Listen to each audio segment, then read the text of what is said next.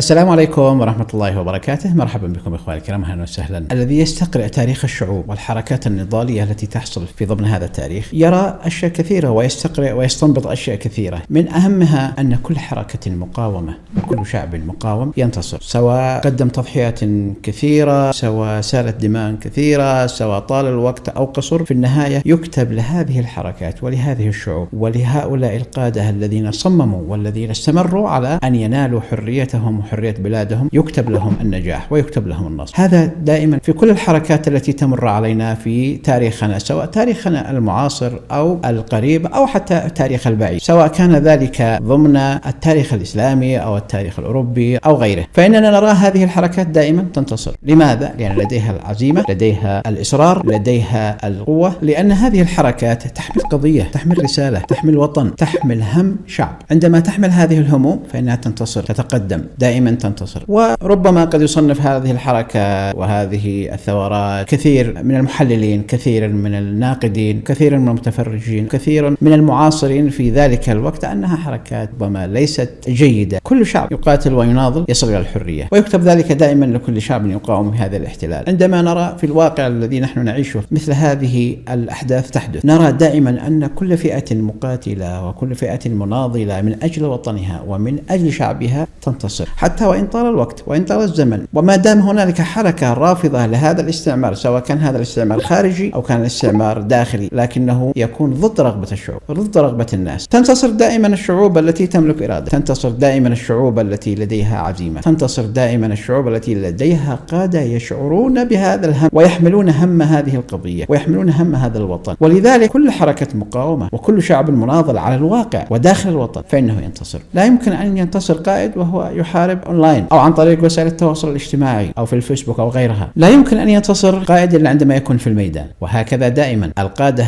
الأقوياء هم الذين يغيرون التاريخ، القادة الأقوياء هم الذين يصنعون المجد، هم الذين يحررون الوطن، هم الذين يوجدون حياة رغيدة لهذه الشعوب. التاريخ المعاصر يعرف ذلك. سنغافورة لي كوان يو نقلها من جزيرة البعوض والمستنقعات، نقلها إلى جزيرة متطورة اقتصادية، أقوى اقتصاد في العالم وأكبر مستوى دخل للفرد في العالم بعد قطر مباشرة. هؤلاء القادة الذين يصنعون المجد لأممهم والذين يصنعون المجد لشعبهم يملكون عقيدة ويملكون إرادة ويملكون هم وطن، وعندما يملكون هذه الأشياء كلها فإنهم ينتصرون. لكن أي حركة مقاومة وأي قادة يركنون إلى المفاوضات وإلى الحوارات وإلى اللقاءات وإلى الحل السلمي فإنها تبوء بالفشل، بل يتحكم المحتل بأوطانهم وبقراراتهم، والعالم لا يحترم إلا القوي. ونحن نرى من حولنا كيف أن العالم يخضع لمن لديه القوة، لمن لديه السلاح، لمن لديه العزيمة، لمن لديه الإرادة، وتحتضنه مكونات في داخل وطنه. ينتصرون بلا شك. ونحن في اليمن على سبيل المثال للأسف نمتلك قادة لكنهم ليسوا أسود.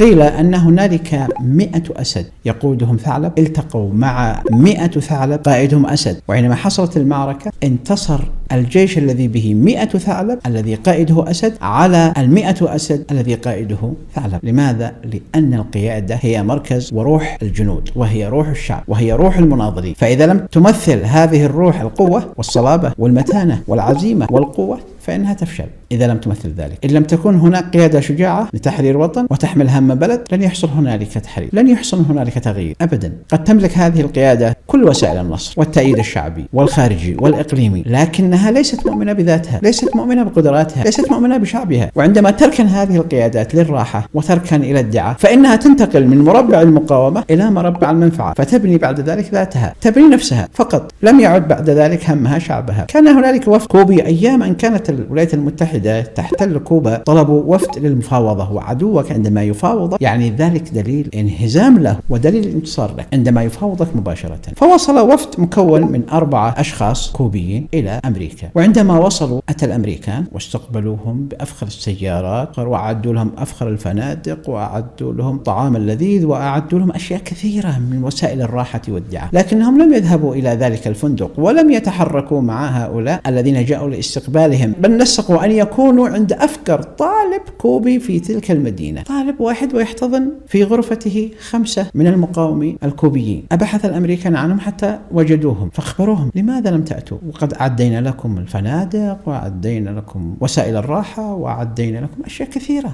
من أجل تتاعوا. قالوا لا، نحن نريد أن نبقى مع أفقر شخص فينا حتى نتذكر القضية التي جئنا من أجلها، حتى تبقى قضيتنا في قلوبنا حية، وحتى تبقى نار الحماسة والمقاومة في قلوبنا قوية.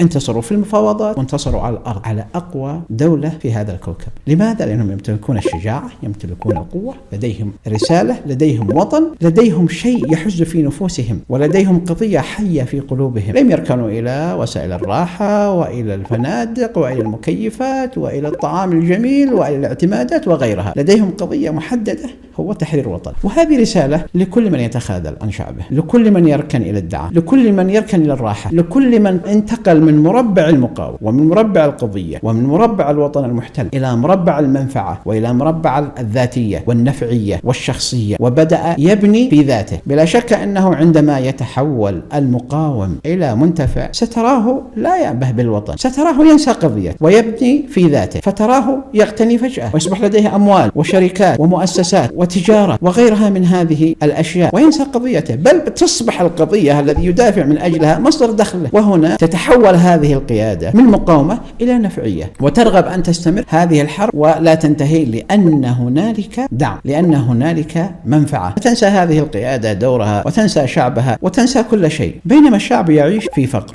يعيش في جوع، يعيش في احتلال، يعيش في حالة بائسة. لكن هذه القيادة التي تتصدر اسمه والتي تعمل باسمه والتي تنطلق من أجله والتي جاءت من أجل تحريره، أصبحت تستغل هذا الشعب ومعاناته من أجل بناء نفسها فقط، وليس من أجل بناء وطن، وليس من أجل تضحية من أجل شعب. ولذلك لن يحصل هنالك تحرير أبدا ما دام أن هذه القيادة تحولت من مربع المقاومة والصمود إلى مربع النفعية والذاتية والمصلحة. هذا الذي نريد أن نركز عليه، وهذا الذي يجب أن يحدث في بلدنا. أن يخاف كل مسؤول من الله سبحانه وتعالى، ويعلم أن في رقبته مسؤولية أمام الله سبحانه وتعالى، ثم أمام الشعب، ثم أمام الناس الذين أولوه ثقتهم وسلموا لهم مصيرهم. هذه نقطة مهمة جدا، يجب أن ينتبه هؤلاء المسؤولين في بلدنا إلى مثل هذه النقطة، ويجب أن يخافوا الله سبحانه وتعالى، وأن لا يركنوا إلى الراحة وإلى الدعاء، لأن التاريخ سيذكرهم. لكن إما أن تصنع لك اسما في سجل التاريخ، سجل نظيف، وإما أن تصنع لك اسما في سجل العار وفي سجل الخزي،